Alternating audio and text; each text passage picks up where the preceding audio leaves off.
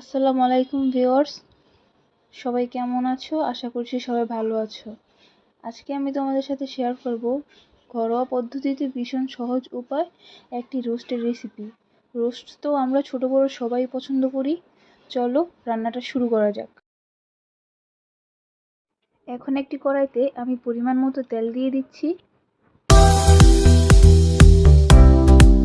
তেলটা ভালো করে গরম হয়ে গেছে। এখন আমি দিয়ে দিচ্ছি পেঁয়াজ কুচি। আমি আমার পরিমাণ মতো অনেকগুলো পেঁয়াজ কুচি বেরেস্তা করে নিব। তোমরা তোমাদের পরিমাণ মতো পেঁয়াজ কুচি বেরেস্তা করে নিও।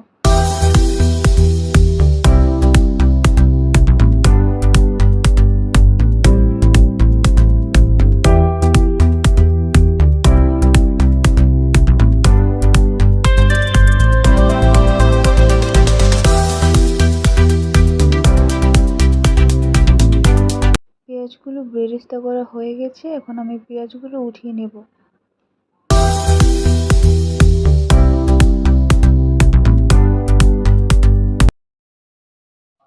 রোস্টের জন্য যে মাংসগুলো নিয়েছিলাম ওই মাংসগুলো আমি 5 মিনিট আগে আদা রসুন আর লবণ দিয়ে মাখিয়ে রেখেছিলাম। আমি এখানে নতুন করে কোনো তেল নিইনি। পেঁয়াজ বেরেস্তা করার যে তেলগুলো ছিল ওইগুলোতে মাংসগুলো হালকা ভেজে নেব।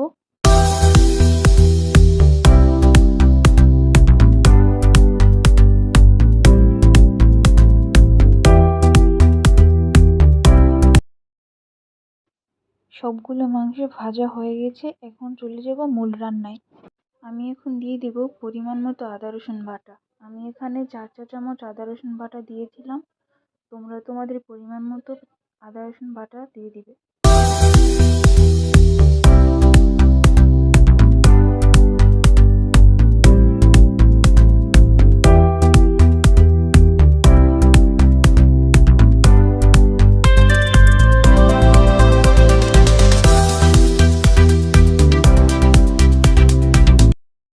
দিয়ে দিব কয়েকটা আস্ত কাঁচামরিচ। সবকিছু ভালোভাবে আমি মিক্স করে নিব।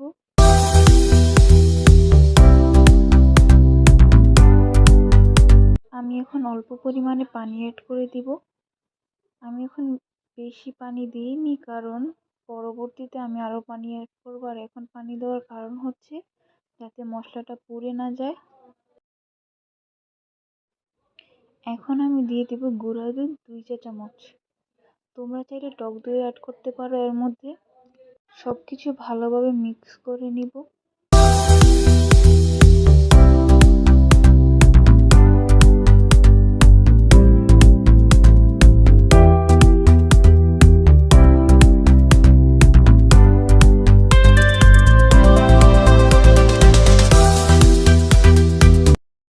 এখন দিয়ে দিচ্ছি টমেটো সস পরিমাণ মতো। তোমরা তোমাদের পরিমাণ মতো টমেটো সস দিয়ে দিবে।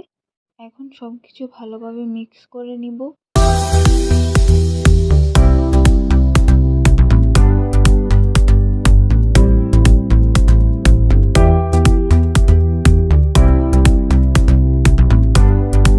দিয়ে দিচ্ছি গোলমরিচ গুঁড়া 1 চা চামচ।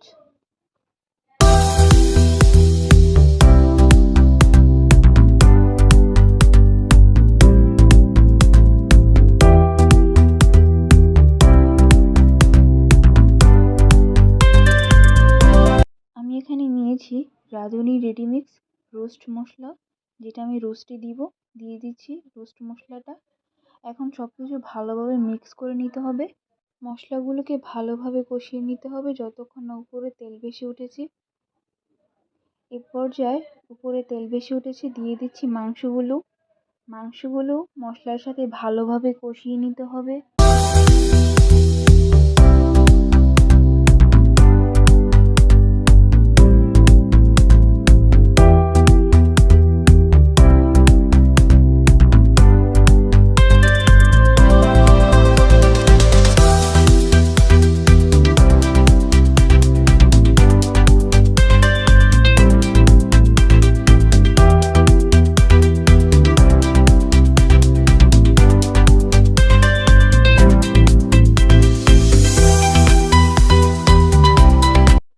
ঢাকনা দিয়ে ঢেকে দেব।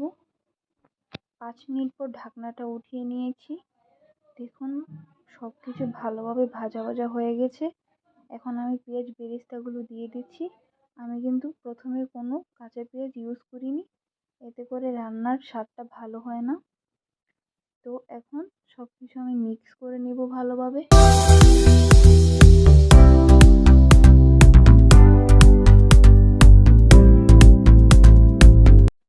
এখন আমি আবারও পানি অ্যাড করে দিলাম অল্প পরিমাণে।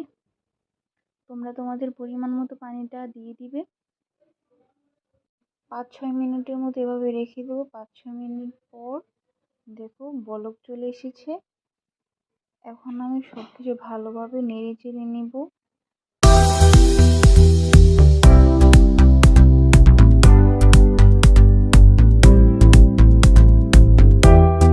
আমার রান্নাটা প্রায় হয়ে গিয়েছে।